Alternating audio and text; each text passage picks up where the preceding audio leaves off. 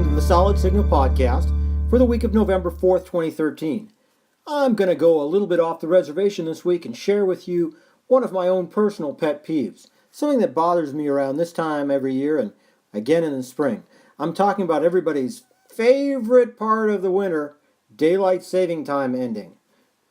I should start by saying that daylight saving time is something that almost nobody even pronounces properly. Most people will say daylight savings time, somehow mixing it up with a savings bank, but it's actually daylight saving time. It's the time that you save daylight, or at least that's the theory about it, which doesn't necessarily end up being true.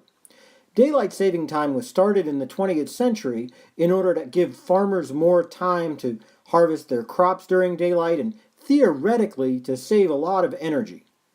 The problem is, it never really did save a lot of energy, and in the meantime, we've moved away from being a largely agricultural economy into one that's service-based, which means that daylight saving time actually hurts us. Daylight saving time takes a real toll on productivity.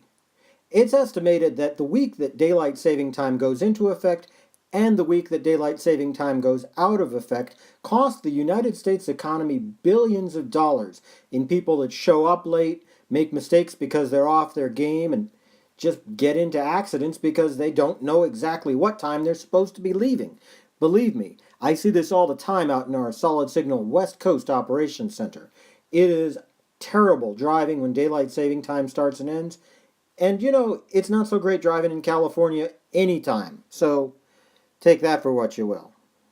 There's a whole segment of the population who says, "Oh, well, I like it at night when it stays light longer." Well, I understand that, and I do.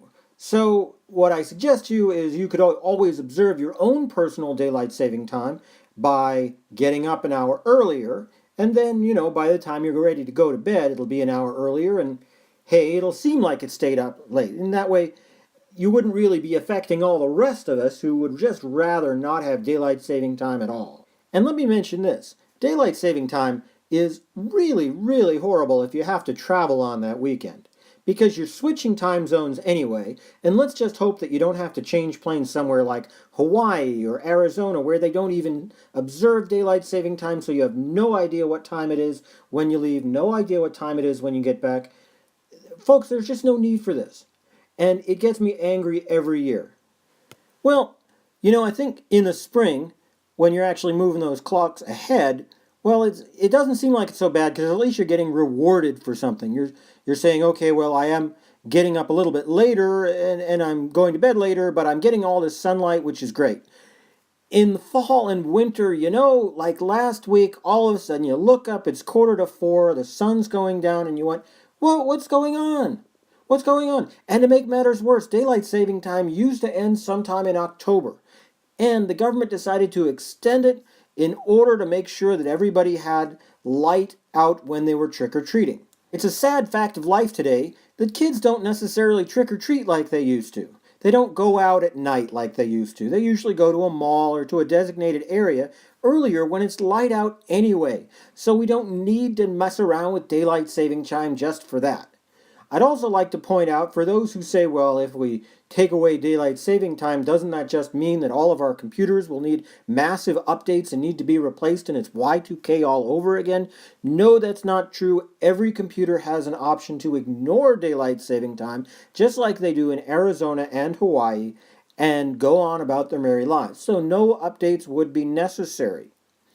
It would really be nice if we could all get together and say, daylight savings time is, let's face it, a bit of a crock, and it's just confusing everybody, and sure, it means you have nice late sunsets in the summer, but the sun sets pretty late in the summer anyway. Anyway, I'm getting off topic, and I'm just kind of rambling, because this is one of those things that bothers me every year. So, I promise next week I'll be back to the nice, quiet, sedate podcast about stuff like satellites and antennas and all that neat stuff. But for this week, thanks for listening, and I hope I gave you something to think about. I look forward to hearing from you. Go to blog.solidsignal.com to suggest a topic, and in the meantime, have a great week.